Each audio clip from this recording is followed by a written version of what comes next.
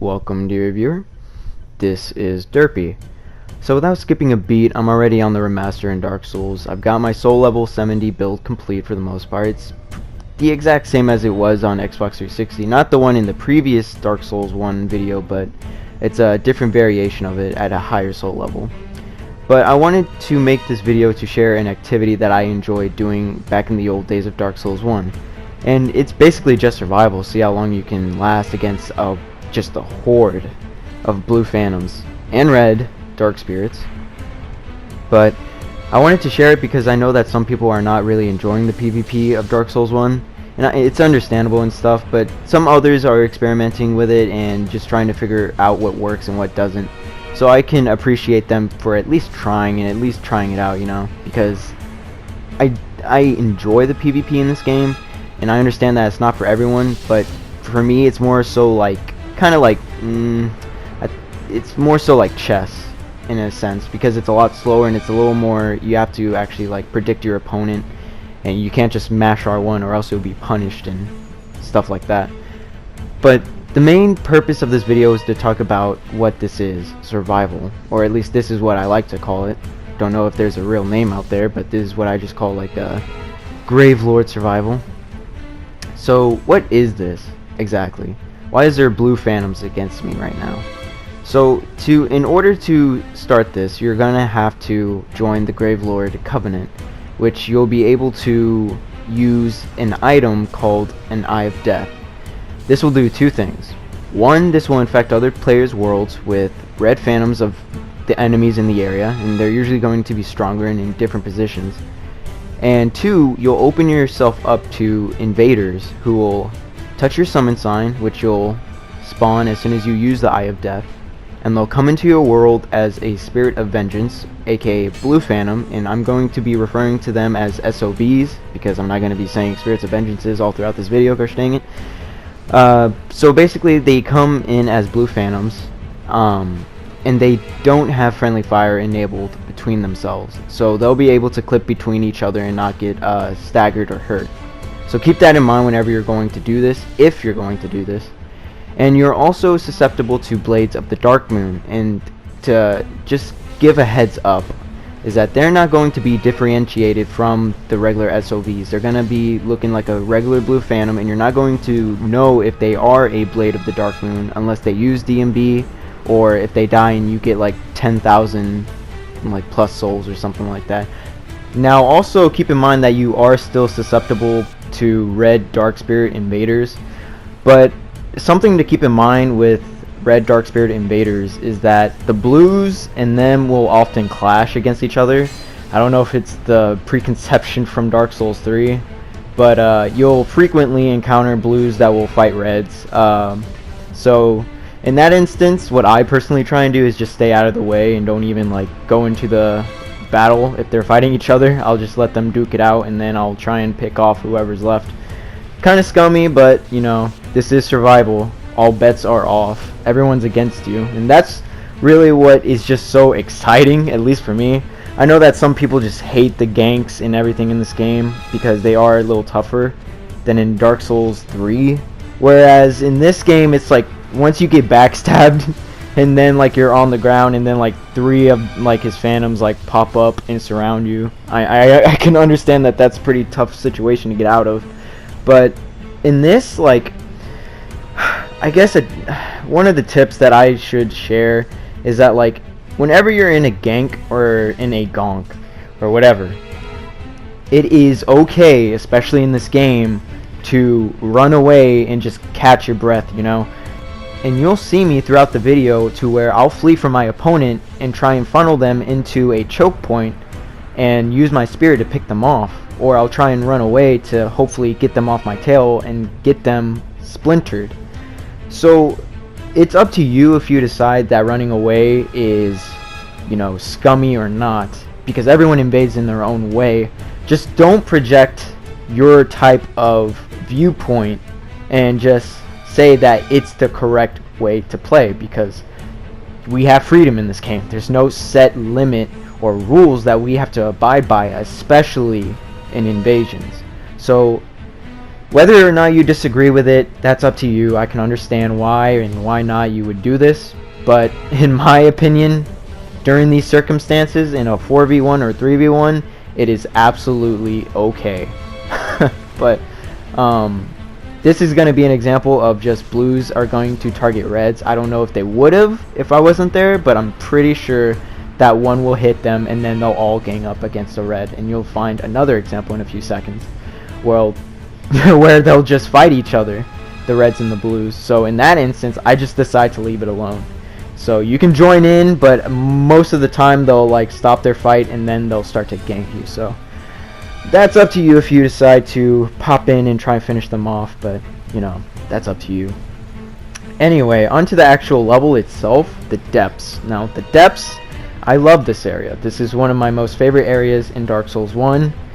In PvE and in PvP, and it was a shame that I couldn't really get too many invasions back in the day on Xbox 360 since it died down. But now that the remaster is out and so many people are playing, I can finally enjoy this level as a very active zone to invade or be invaded. You know, most of the time when I was here, I usually just gravelorded and just see how long I could last, and that's mainly what I'm gonna, you know, that's what I'm bringing to the table into this video. You know, you can do this in other areas, but I prefer the depths just because of its layout. Now let me talk about the layout of this level. I usually divide this level into 3 sections: the top, the middle, and the bottom. The top one is where the butchers are and where you first go into the sewers, like where you get the large ember. That's where that's the top level, and to me that's a very good spot to be in. I usually prefer to be in the middle level, which is where the bonfire is and where the chancellor is. The middle level has a lot of holes in the tunnels. You'll see in a couple of instances later on in the video, to where you'll see these holes that will go into the lower level, and you can use them as choke points to, you know, you can block the way so the blues will try and jump in, but they'll fall in and stuff like that. So map awareness is very important whenever you're going to be invading or be invaded here and try and survive. The lower level is definitely not somewhere you want to be, because that's where the basilisks are. Of course, you don't want to get cursed. But the main reason why you don't want to be at the lower levels of the depths is because that there's only one way out, and that's through the long narrow staircase that will lead upwards to where the ladder is, which will take you back to the mid section of the depths. So if at all possible, try to avoid being at the lower level if you can, because if you're trying to escape, that staircase is absolutely a death trap if you get sandwiched. So if you are caught in that, it's pretty much a game over unless you can take one out beforehand. So if at all possible, just try to avoid it as best as you can. And if you are caught down there, don't panic. In fact, there's even a spot which I'll talk about once it presents itself. So you can go ahead and do that one, but it's pretty cheesy. But I'll talk about how to counter it. I'll offer up some ideas that I thought about. So just in case some scumbag will watch this, will be like, oh shoot man, I'm gonna do this just to troll some people. Yeah, no, I'm not gonna allow that without offering some counters to it at least. So once it shows up, I'll talk about it briefly, but just to shift some gears here, I'm gonna be talking about the equipment that I'm using in this video and the gameplay itself. So I'm using the demon spear, the heater shield, a composite bow, the poison mist, pyromancy, and a few items such as the poison throwing knife and dung pies. So let me just briefly talk about this demon spear. Number one, this thing has a lot of range. Just to give some reference to Dark Souls 3 players, if you guys remember back in the old days of Dark Souls 3, remember how the gargoyle flame spear and the range it had? Well, imagine that, but just a little bit longer. If you can believe it. This thing feels like, I don't know, this thing is like a just absolutely monstrous in size. So if you want to go easy mode in the depths, go ahead and pick this up. Another spear that you could go ahead and try using, which will have a better moveset overall, will be the Silver Knight spear. The thing about the Silver Knight spear though is it doesn't have as much range, but it does make up in utility in its moveset, because its R2s are a lot more useful than the Demon Spears. The Demon Spears R2s are okay. They're just really, they take a long time to pull off, and you're very vulnerable to, say, like a backstab. Another spear that you could also try, but I didn't have too much success with, is the Partisan. The thing about the Partisan is it just doesn't have the range that you would expect from a spear. Now, it's still a good spear, and it can combo with its R2s into R1s if the R2 staggers, of course. But to me, range in this area is crucial, especially when you're trying to make use of those choke points. So another thing that is really advantageous to spears is the fact that there's the proximity based parrying system in this game. So spears in general are going to be very hard to parry unless they're right up on you. So just try to keep yourself at a distance and don't let anyone with the shield get too close, you know, or else they could parry you, or worse, they just go through your attacks because they don't do too much poise damage. So keep that in mind.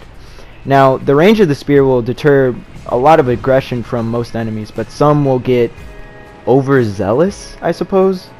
And that's when it becomes a really dangerous situation, whenever you have a Spirit of Vengeance and he has his buddies behind him. And yeah, you may defeat the Spirit of Vengeance, but he pushes you back so far to where you lost the choke point, and now his buddies are coming full speed towards you. So in that instance, you just suffered a mini loss right there. So now you're going to have to be forced to retreat to another choke point or try and flee away to try and splinter them.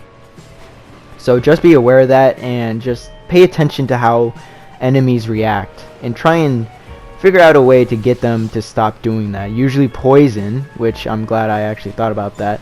Poison is definitely a good deterrent, such as like poison mist and dung pies, which will sometimes push them back, and then other times it doesn't work. So, but one good thing about poison and toxic is damage over time, which is always nice. But the second thing is the utility of it, and that is keeping aware of where your opponents are. And this is true for pretty much every single Dark Souls.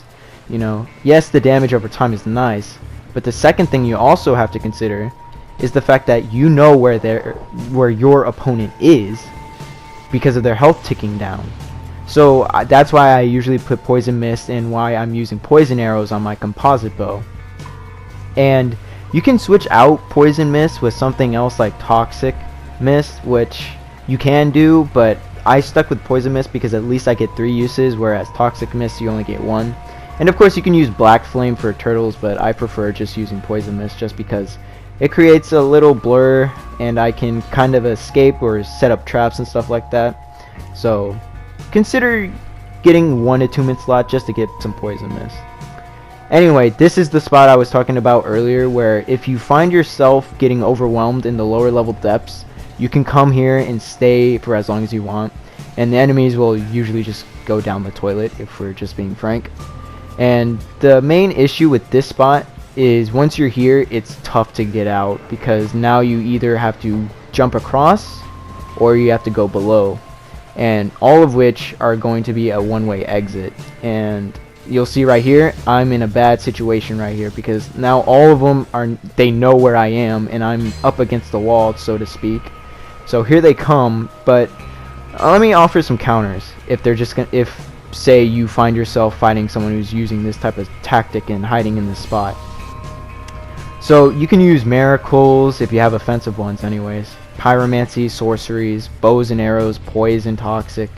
A particular good weapon that can probably take care of that spot no problem is Drake weapons, such as the Drake sword and the Ultra Great Sword version. I can't remember the name of it, but those weapons, they have the special attack to where they unleash a shockwave to pretty much just absolutely decimate just linear tunnels like that. So, you know, just keep that in mind if you ever find yourself up against someone like that.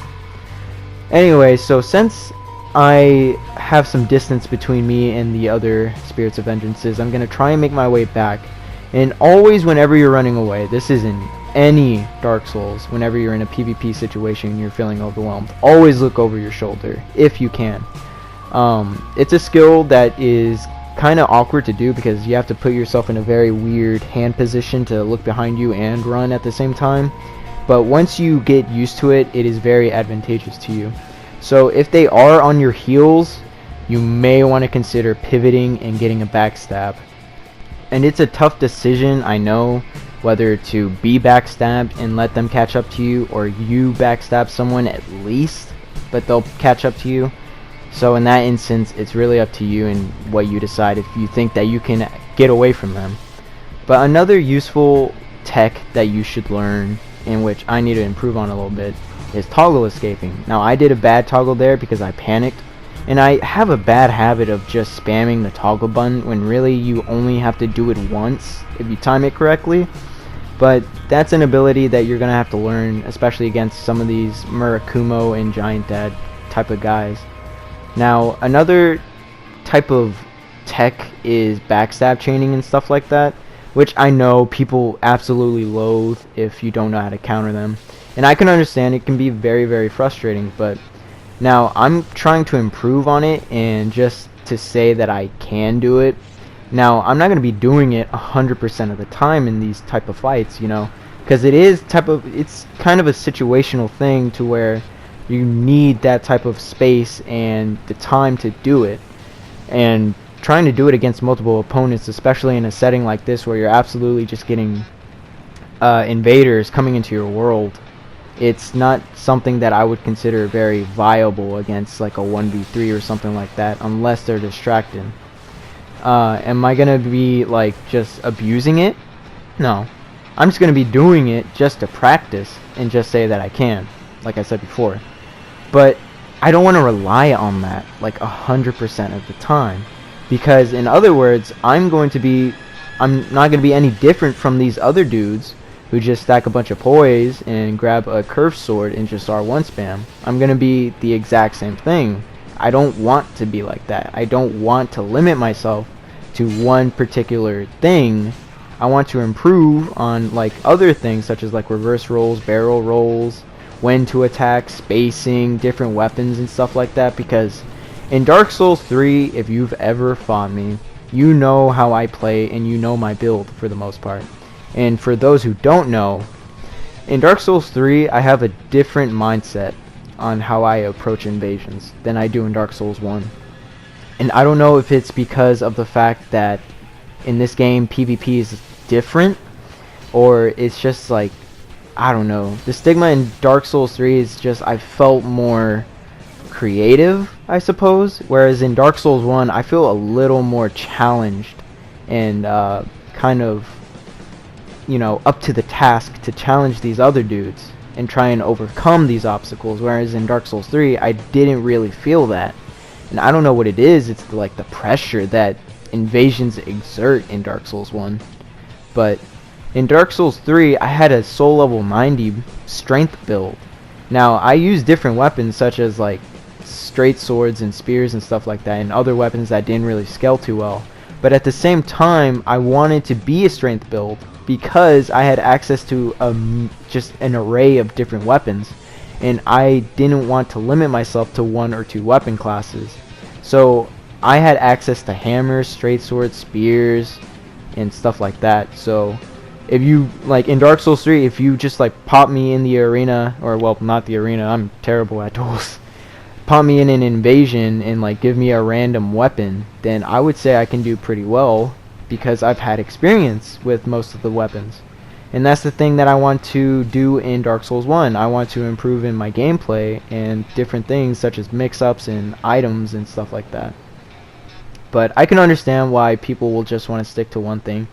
Like, hey, if it works, it works. But I don't want to encounter a player to where they're just gonna absolutely decimate me because I only do one thing. And that's another thing. It's like, I hear a bunch of people complaining about R1 spam and stuff like that, but you have to consider what options are there, right? Because there's only R1, which is the light attack, R2, the heavy attack, the rolling attack, and the running attack. And it's like, okay, out of like the four options I chose, I'm gonna go with R1 probably 90% of the time. Now by all means, if I see an opening and if I want to like punish you severely, I'm gonna do an R2. But if the situation doesn't present itself, you best believe I'm gonna go with the safest option, which is an R1. So if you ever hear someone complain that you're R1 spamming, that's their fault for not knowing how to counter, okay? That's their fault that they don't know, and they need to improve on that if they want to become a well-balanced player, right? So that's just a silly argument that sometimes I hear, and I just roll my eyes, because in some situations R1 spam is the best solution. So, you know, take that as you will. But I would definitely recommend doing this Gravelord survival at least once or twice, because of two things, and they are very, very important if you are going to be an invader in this game. One, you gain experience on how to fight multiple people, and to an extreme degree, you fight 1v5s a couple of times, which are it is absolutely insane on how to try and fight them, especially when they don't have friendly fire. And second, you have to employ tactics. You aren't just going to be able to space every single person out and just pick them off one by one. They're all going to bum rush you. And you can hunker down in a hallway. I've seen people do it, especially in the depths. But for me, I want to at least have a plan in mind of where I want to go if I ever get overwhelmed, and use choke points and like traps in the level to, you know, deter my opponents from getting to me. So that's another valuable skill that's going to be useful to you in certain situations whenever you're an invader. And I honestly think that I've improved in just such a short amount of time from doing this. Just being on the flip side of being the host and not being the invader. Now, I don't know if I'll ever make another Gravelord survival type of video in the future, because while I do enjoy doing this, and it's been one of my most favorite type of pastime activity in Dark Souls 1, I don't think it would be appropriate for me to shift into doing these type of videos to where I'm the host and I'm trying to defend myself against like 1v5s, because then eventually I would probably get just kind of overwhelmed by that sheer fact. So I'm probably only going to make a few here and there if I ever decide to stick with DS1. And that's really primarily what I'm trying to do, is just try and do as much as I can with the activity, because I can understand that a lot of people are not going to enjoy the PvP and they'll turn their back on it and go back to the sequels that they came to. Because I understand that the PvP in this game is a little janky, and that's why I don't take it too seriously, you know, because like I said before, you are going to encounter some situations where you just can't win and you will lose despite your efforts. So I think primarily I'm going to stick with invasions, and to that extent I'm not sure how long I'll stay with the game, because I still really enjoyed Dark Souls 3 because I feel a little more freedom in that game, whereas in this, you know, I have to kind of take it a little more seriously.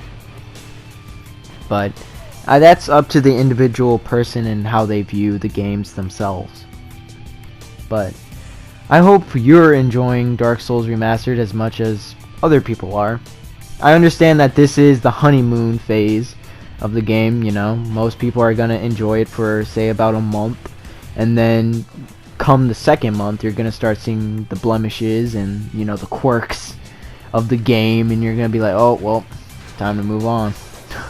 So I hope that the activity will stay, because I do enjoy this game. It is definitely a nice break to take from Dark Souls 3, and I doubt it will, but I hope that it will last until Shadows Die Twice. At least, you know, because I understand that this is an old game and there's some old functions like the 4-directional rolling that most people will not enjoy, and the instant backstabs and all that stuff, but, you know, at the same time, just like with a new installment, you have to adapt to certain things. And coming up right here, you're going to see why I just love the composite bow. Super useful. It is very low requirements and stats, and it has low weight, so if you can fit it on your build, by all means, pick this up. It is fantastic. So, anyways, regarding Dark Souls 1 PvP, I understand that it's not for everyone. And I understand that a lot of people have mixed feelings for it. And, you know, I can understand why they're not going to enjoy it and move on. So, I'm just trying to get as much activity out of this game as I can, because I didn't experience this back in the old days. And I want to just toy around with different weapons and setups and stuff like that. I already have a different low-level invader that I'll show off at one point or another, and you know, I'll talk about that a little later on. And I already have some people making their own characters with this theme in mind, which whether or not we'll make a video on it, we still have to wait and see. But that's still something under the works and something that I still have to work on. So that's another thing I suppose you could look out for. Now, I know I said that I'll make Dark Souls 3 videos, and I am still going to do that because primarily I enjoy that game a lot more than Dark Souls 1 right now. But right now, Dark Souls Remastered has my attention because I want to, as I said before, I want to get in as much activity out of this game as I can. Now, I already have the Dark Souls 3 videos in mind, the last probably like 2 or 3 that I will make primarily for right now at this moment in time. I don't know if I'll make any more, but right now I'm primarily focused on Dark Souls Remastered. On a final note, I should mention that all of this took place at soul level 70 on regular New Game. Now, you could go to New Game Plus, but I could not imagine having to deal with 1v5 ganks and red phantom enemies on top of that. That would be absolutely insane. If you're a masochist, by all means you can do that, but that is definitely not what I want to do. And also, I see these discussions and posts saying that light rolls are necessary in PvP, and in my opinion, and a lot of other people's opinions too, that isn't the case. You most certainly can make a mid-roll build work. Now, for me, I would suggest having the poise to back that mid-roll up if you're not going to use a light roll build. Because while I am comfortable with low poise and a light roll, you may not feel too comfortable having the fact that you can get stunned by like 2 straight sword hits or something like that. So just make sure if you are going to have a mid-roll, have the appropriate poise to complement it. Now, is that required? Do you need poise? Is it the solution to everything? No, because at the end of the day, if you learn how to toggle, is poise really such a hindrance in a build? No. I mean, granted, I still have a lot to learn and to shake off the rust and adjust to Dark Souls 1. But, you know, people are still learning, and I would suggest getting in on this while you can, while, you know, all these new players are still around, and, you know, you can improve and experiment. So, in closing thoughts, I hope you enjoy Dark Souls Remastered, because I sure am. This has been Derpy. I'll see you guys later.